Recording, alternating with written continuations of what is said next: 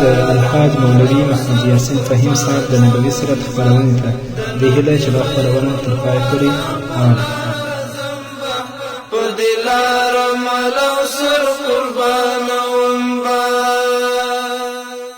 بسم الله الرحمن الرحيم.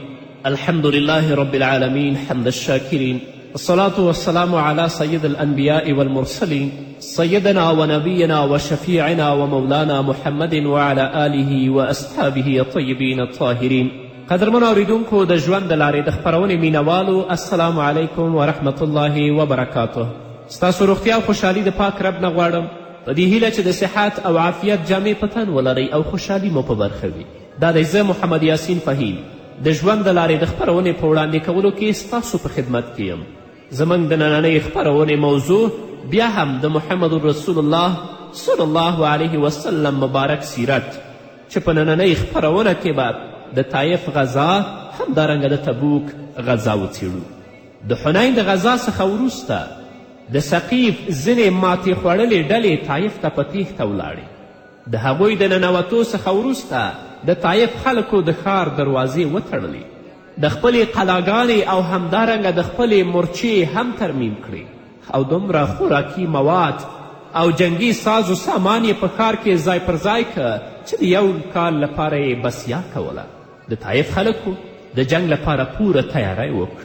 محمد رسول الله صلی الله علیه وسلم هم د حنین څخه وروسته د طایف په لور وکوچید او کله چې پیغمبر علیه الصلاة وسلام طایف ته نږدې شو، هلته رسول الله پړاو واچو.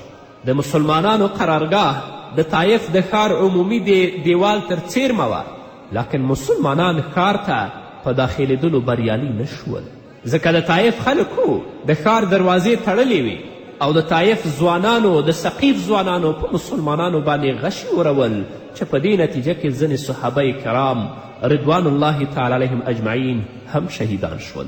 څه وخت وروسته د امنیتي ظروفو او شرایطو په نظر کې نیولو سره د مسلمانانو قرارګاه بل محفوظ او مأمون ځای ته ستنه شوه. مسلمانانو صحابه و کرامو طایف څه د پاسه 20 شپې محاصره او سخته جګړه یې پرې وکړه او دواړو طرفونو یو بل په غش وویشتل. محاصره ورځ تر بله سختېدله. ځینې صحابه کرام دلته په شهادت هم ورسېدل. کله چې محاصره تنګه او جنگ اوږد شو، رسول الله صلی الله علیه وسلم د ثقیف قبیلې د خلکو د انګورو د پرې کولو امر وکړ چې تاسو د دوی انګور او د دوی باغونه پرې کړئ، کوم چې د هغوی معیشت او اقتصاد پرې ولاړ و. صحابه و کرامو او مجاهدینو بالفعل د انګورو په قطع کولو شروع وکړه. د ثقیف خلکو رسول الله صلی الله علیه وسلم څخه غوښتنه وکړه چې ای د الله رسوله، د الله او د صلې رحمي په خاطر د انګورو د قطع کولو څخه لاس واخلئ. پیغمبر علیه الصلاة وسلام وویل زه د الله په خاطر او د صلې رحمي له امله د انګورو پرې کولو څخه لاس په سر کیږم. د پیغمبر علیه الصلاة وسلام له لورې یو آواز کوونکي د طایف خلکو ته آواز وکړه کوم غلام هم د قلا او مورچل څخه راښکته شي مسلمانانو سره یو ځای شي هغه آزاد دی. د دې اعلان په اورېدلو سره څه د پاسه 10 کسان د مسلمانانو د صفونو سره یو ځای شول. غلامان راغلل، مسلمان شول. رسول الله صلی الله علیه وسلم هغه ټول آزاد کړل.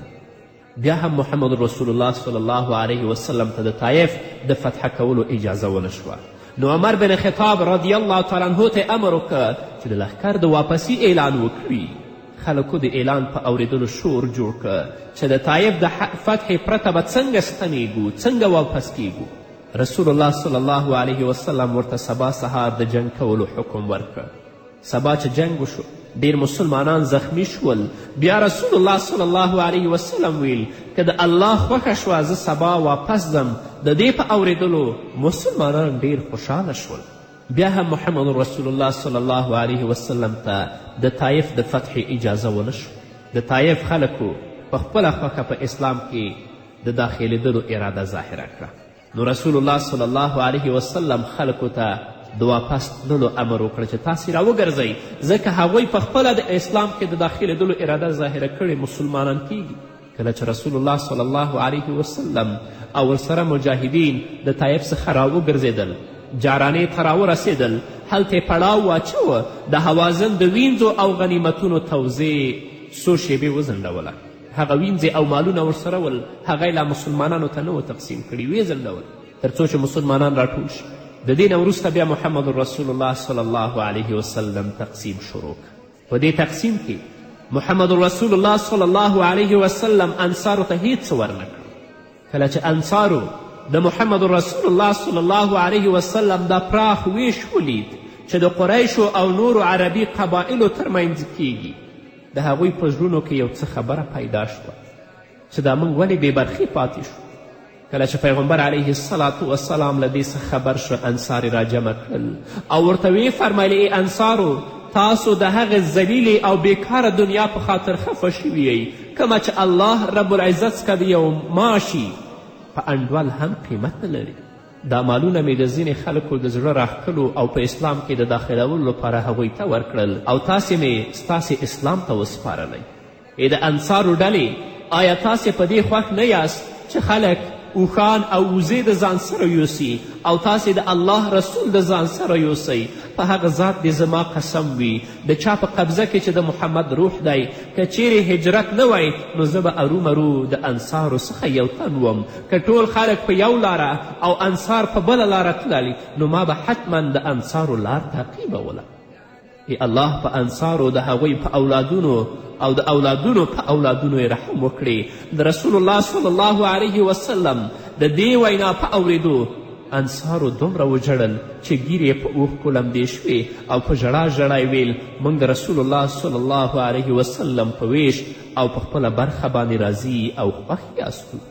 هغه بندیان او هغه وینځې چې رسول الله صلی الله علیه وسلم د هوازن قبیلې نه راوړې وي په جنګ کې نیولې، هغه بیرته هغوی ته سپاري. د هوازن 14 کسیز هیئت رسول الله صلی الله علیه وسلم ته راغی او د پیغمبر علیه الصلاة والسلام څخه یې غوښتنه وکړه چې بندي شوې ښځې او ماشومان او مالونه ورته واپس ورکړي. پیغمبر علیه الصلاة والسلام د هغوی نه پوښتنه کوي چې آیا تاسو ته ستاسو ښځې او بچیان ډېر ګران دي که تاسو ته ستاسو مالونه؟ هغوی ټولو په ځواب کې ویل چې موږ ته ښځې او بچي ډېر ګران دي، موږ خپله ښځې او بچي په هیڅ شي نشو بدلولی. رسول الله صلی الله علیه وسلم ورته وفرمیل چې د سهار لمونځ مې ادا که، تاسې راشئ او داسې ووایئ چې موږ رسول الله صلی الله علیه وسلم مسلمانانو ته او مسلمانان رسول الله صلی الله علیه وسلم ته واسطه او سفارش کوو چې موږ ته زموږ بچي او ښځې واپس راکړي.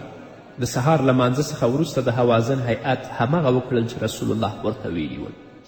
رسول الله صلی الله علیه وسلم وفرمیل څوک چې زما سره او د عبدالمطلب د اولادې سره دي هغه موږ بیرته تاسو ته درکړل او د نورو خلکو به هم غوښتنه وکړم چې کوم شیان د هغو سره دي هغه تاسو ته واپس کړي. مهاجرینو او انصارو ویل موږ سره چې څوک دي هغه هم د رسول الله صلی الله علیه وسلم په واک کې دي، یعنی هغه دې تاسو ته وسپاري. صرف د بني تمیم او د بني فزاره او بني سلیم 3 کسانو د خپلو بندیانو د واپس کولو څخه انکار وکړ. رسول الله صلی الله علیه وسلم ویل دا خلک په داسې حال کې تاسې ته راغلي چې په اسلام مشرف شوي دي. ما د همدې په خاطر د دوی د مالونو او د بندیانو د تقسیم کولو کار ځنډولی و. بیا مې د دوی څخه وغوښتل چې په مال او اولاد کې یو شی غوره کړئ. دوی د بچو او ښځو سره هیڅ شی نه برابروي. چا سره چې د دوی د ښځو او اولادونو څخه څوک وي په خپله خوښه دې دوی ته حواله کړي، او که څوک د خپل حق څخه تنازل نه کوي هغوی دې هم د دوی اولادونه او ښځې واپس کړي. هغوی ته به په آینده کې چې نور بندیان راغلل د یوې برخې په بدل کې 6 برخې ورکړم. ټولو خلکو ویل موږ یې په خپله خوښه رسول الله صلی الله علیه وسلم ته واپس کوو. رسول الله صلی الله علیه وسلم ویل موږ پوه نه شوو چې تاسې کې څوک خوښ او څوک خوښ نه دي. تاسې ولاړ شئ چې ستاسې مشران راشي او ستاسې نمایندګي وکړي. ټولو خلکو په اتفاق سره د هوازن ښځې او ماشومان واپس کړل او هیچ هم مخالفت ونه که. رسول الله صلی الله علیه وسلم هرې ښځې ته یو مصري شال هم د تحفې په توګه ورکړ. دا د رسول الله صلی الله علیه وسلم شفقت و هغوی سره.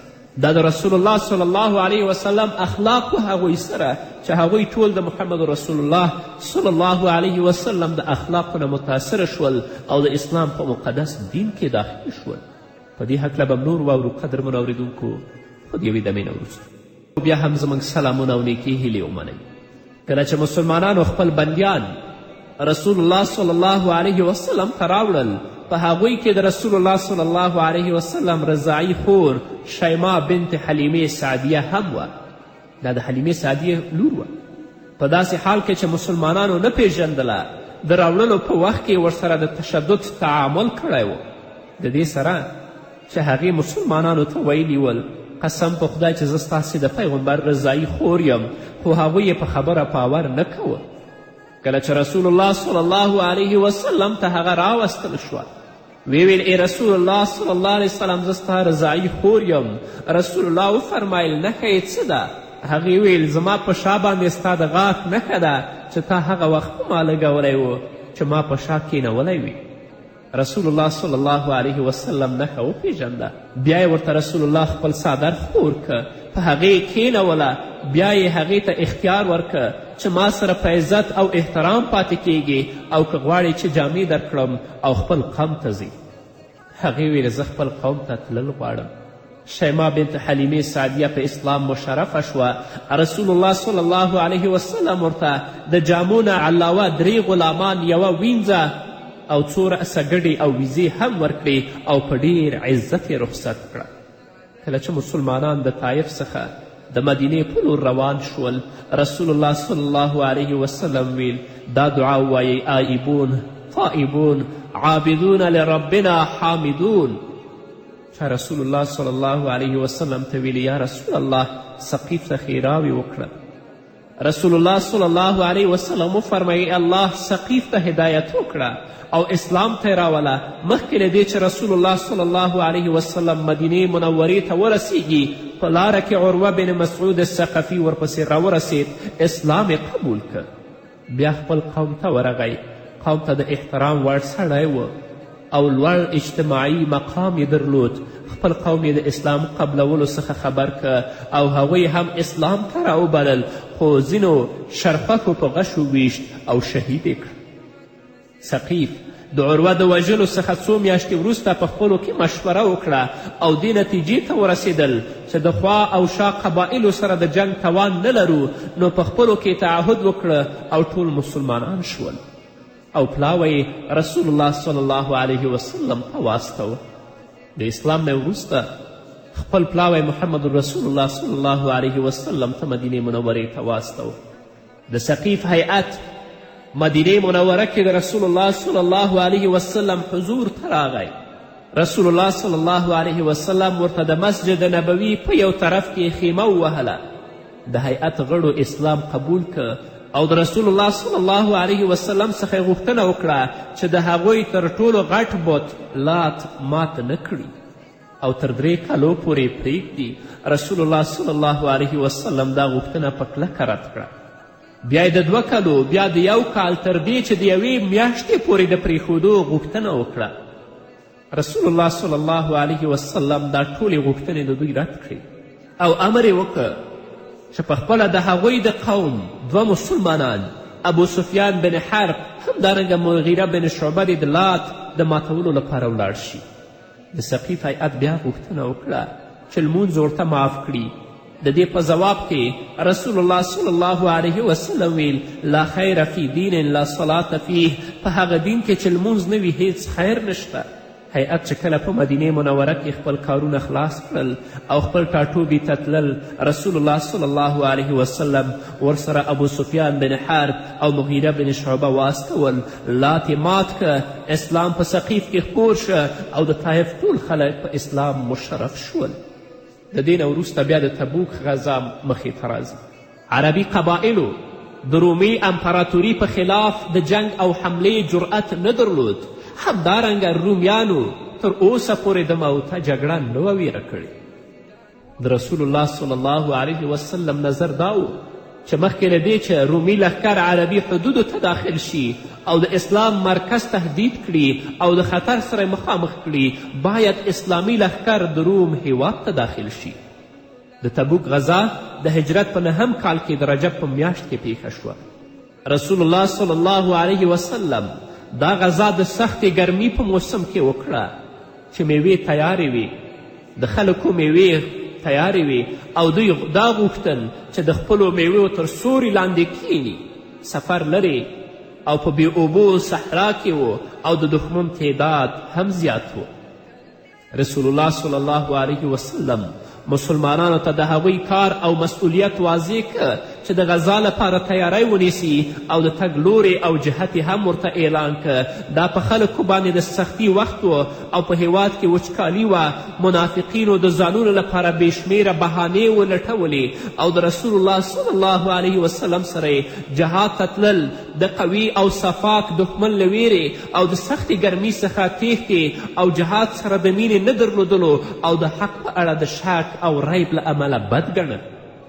په دې اړه الله رب العزت فرمایي: فرح المخلفون بمقعدهم خلاف رسول الله وكرهوا أن يجاهدوا بأموالهم وأنفسهم في سبيل الله وقالوا لا تنفروا في الحر قل نار جهنم أشد حرا لو كانوا يفقهون. الله رب العزت فرمایي هغه خلک ډیر خوښ وه چې د رسول الله صلی الله علیه وسلم له تګ وروسته پاتې شول او بده یې ګڼله چې د الله په لاره کې په خپلو مالونو او سرونو سره جهاد وکړي او دا به ویل چې په دې سخته ګرمي کې تاسې مه وځئ. ای محمده دوی ته ووایه چې د جهنم ګرمي ډیره ده، کاشکې چې هغوی پوهېدلی. تاسې خو دې ته ګرمي وایئ خو ستاسو ځای جهنم دی. د جهنم ګرمي د دې نه ډیره زیاته سخته ده. رسول الله صلی الله علیه وسلم په پوره جدیت سره د سفر تیاری شروع که او خلکو ته هم د تیاری امر وکړه او په خصوصي توګه یې مالداره مسلمانان انفاق فی سبیل الله ته وهڅول. ثروتمند او شتمن مسلمانانو ځینې هغه مسلمانان چې سورلي او د لارې توښی نه درلودله هم د جهاد لپاره سنبال کړل. حضرت عثمان بن عفان د سختي دا لښکر په اسلحه او سورلیو سنبال که. 1000 دیناره مصرف کړل. رسول الله صلی الله علیه وسلم ورته دعا وکړه چې یا الله زه د عثمان نه راضي یم، ته هم ترې راضي شه. رسول الله صلی الله علیه وسلم د 10,000 خلکو سره د مدینې څخه د تبوک په لور روان شو. د اسلام په تاریخ کې تر دې وخته پورې د غزا لپاره د تلونکو دا تر ټولو لوی لښکر و. کله چې رسول الله صلی الله علیه وسلم د سمودیانو په ملک حجر کې پړاو واچوه، مسلمانانو ته ویل چې دا د هغه قوم ځای دی چې عذاب پرې نازل شوی دی او ورته ویل د هغو خلکو کورونو ته چې په ځانونو یې ظلم کړی و د ژړا په حالت کې ننوځئ له دې ویرې چې هغه عذاب په تاسې رانشي کوم چې په هغوی راغلی و. حتی هلته کومه څا وه صحابه کرامو غوښتل چې د هغې نه اوبه وڅښي، رسول الله صلی الله علیه وسلم ترېنه منع کړل. د لښکر سره اوبه خلاصې شوې. رسول الله صلی الله علیه وسلم ته شکایت وکړه. رسول الله صلی الله علیه وسلم ورته دعا وکړه. الله رب العزت وریځ راپورته کړه، باران وشو، ټول خلک خړوبه شول او د ضرورت مطابق اوبه یې د ځانونو سره واخیستې. کله چې رسول الله صلی الله علیه وسلم تبوک ته ورسید د اسلامي مملکت په حدودو کې پراته عرب حکمرانان رسول الله صلی الله علیه وسلم ته راغلل او مصالحه یې ورسره وکړه او جزیه یې قبوله کړه. ځینو ته رسول الله صلی الله علیه وسلم د امن تړون ولیکه چې هغه ځینې شرطونه دا وه: د سرحداتو ساتنه، د لارو او د اوبو تأمین او د دواړو طرفونو د امن او سلامتیا ضمانت. په همدې وخت کې د رومي لښکر د شاته تګ خبر هم راورسید او دا هم واضحه شوه چې رومیانو په اسلامي خاوره د تیری او حملې کولو تفکر بدل کړی دی. رسول الله صلی الله علیه وسلم ولیدل چې د غزا هدف ترلاسه شوی، نو د روم په خاوره کې د هغوی تعقیب لازم ونه بالل. رسول الله صلی الله علیه وسلم په تبوک کې څه د پاسه 10 شپې تیرې کړې او بیا د مدینې په لور راهي شو. نور به په دې هکله واورو قدرمن اورېدونکو خو هغه په بلې خپرونه کې. نو دا وه زموږ نننۍ خپرونه چې ستاسو درانه حضور ته وړاندې شوه. تر بلې خپرونې پورې چې زه بیا هم ستاسو درانه حضور ته راځم، تاسو ټول په پاک رب سپارم.